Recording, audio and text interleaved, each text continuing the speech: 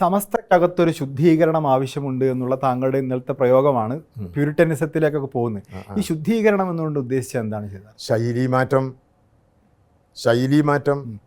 ഈ ശൈലി മാറ്റം രണ്ട് സംഗതികൾ ഇപ്പം ഉണ്ടായി. സമസ്തയുടെ മുഷാവറ യോഗത്തിൽ, സമസ്തയുടെ മുഷാവറ എന്ന് പറയുന്നത് മുസ്ലിങ്ങൾക്കിടയിലെ പരമ വിശുദ്ധന്മാരുടെ ഒരു കൂട്ടായ്മയാണ്. അവർ പരസ്പരം ആരോപണ പ്രത്യാരോപണങ്ങൾ നടത്തുന്ന കള്ളന്മാരെന്ന് വിളിക്കുന്ന സ്ഥിതിവിശേഷം ഉണ്ടായില്ലേ? ശുദ്ധീകരണം ആവശ്യമാണ്. അവർ പരസ്പരം വഴക്കടിച്ചിട്ട് തലയിൽ കെട്ട് തല്ലി തെറിപ്പിക്കുന്ന സ്ഥിതിവിശേഷം ഉണ്ടായില്ലേ? ശുദ്ധീകരണം ആവശ്യമാണ്. ഇത് ആ ശുദ്ധീകരണമാണ്, അല്ലാതെ പ്യൂരിറ്റൻ ഇസ്ലാം അല്ലത്. അതൊരു പുനഃസംഘടന എന്നോ ശൈലി മാറ്റമോ എന്നോ പറയുന്നതിന് പകരം ശുദ്ധീകരണം എന്ന വാക്ക് അല്ല. ഈ തലക്കെട്ട് തല്ലി തെറിപ്പിക്കലും കള്ളൻ വിളിയൊന്നും ശൈലിയല്ല. ശൈലിക്ക് ഞാൻ വേറെ ഉദാഹരണം പറയാം. ഇപ്പോൾ ഉദാഹരണത്തിന് ഭരണഘടനയുടെ കാര്യം താങ്കൾ എടുത്തിട്ടല്ലോ.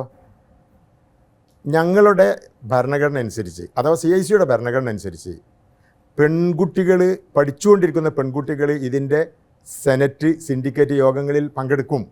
അത് പങ്കെടുക്കരുതെന്ന് പറഞ്ഞു. അതിൻ്റെ സിൻഡിക്കേറ്റിൽ പങ്കെടുക്കരുത്, സെനറ്റിൽ പങ്കെടുക്കരുത്. അത് ഞങ്ങളെ കൊണ്ട് ഭേദഗതി ചെയ്യിക്കുകയാണ്, അതിന് ഞങ്ങളെ നിർബന്ധിക്കുകയാണ്.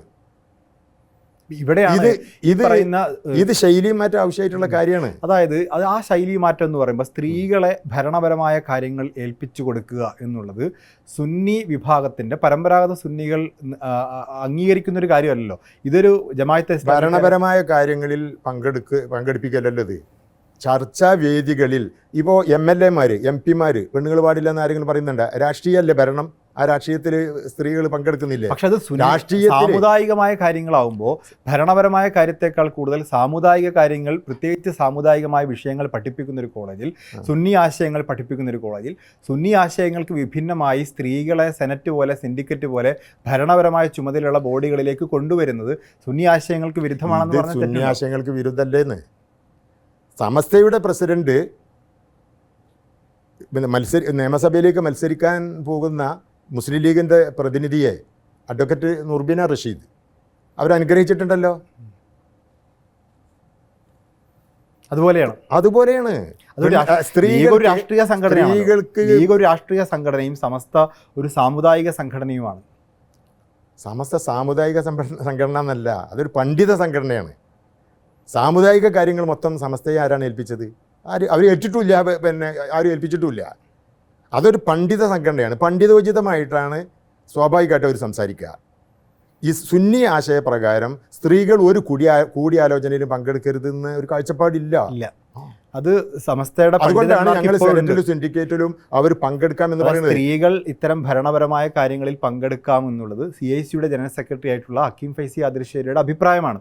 ഈ അഭിപ്രായത്തോട് അല്ല, എൻ്റെ അഭിപ്രായമല്ല. എനിക്ക് സ്വന്തമായിട്ട് ഇസ്ലാമിൻ്റെ അകത്ത് അഭിപ്രായം പറയാൻ പറ്റുമോ?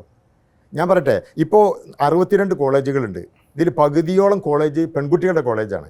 ഈ പെൺകുട്ടികളുടെ കോളേജിൻ്റെ അക്കാദമിക് കാര്യങ്ങൾ നിയന്ത്രിക്കുന്ന ബോഡികളിൽ, അതിൻ്റെ സിൻഡിക്കേറ്റിൽ, സെനറ്റിൽ പെൺകുട്ടികളുടെ കോളേജുകളുടെ പ്രിൻസിപ്പൽമാർ പങ്കെടുക്കാൻ പാടില്ല, വിദ്യാർത്ഥിനി പ്രതിനിധികൾ പങ്കെടുക്കാൻ പാടില്ല എന്ന് പറയുന്നത് ഈ പുതിയ കാലത്ത് പഴയ കാലത്തും പ്രമാണങ്ങളനുസരിച്ചും സ്വീകാര്യമല്ല. എന്തുകൊണ്ടാണ് സമസ്തയ്ക്ക് അത് ബോധ്യപ്പെടാത്തത്? സമസ്തക്ക് ബോധ്യപ്പെടാത്തത്, നിങ്ങളൊരു കാര്യം ചെയ്യും, ഈ മഹാന്മാരായ ഞങ്ങളെ ഗുരുജനങ്ങൾ നിങ്ങൾക്ക് എന്താ അതൊന്ന് ബോധ്യപ്പെടാത്തെന്ന് അവരോടൊന്ന് ചോദിക്കും.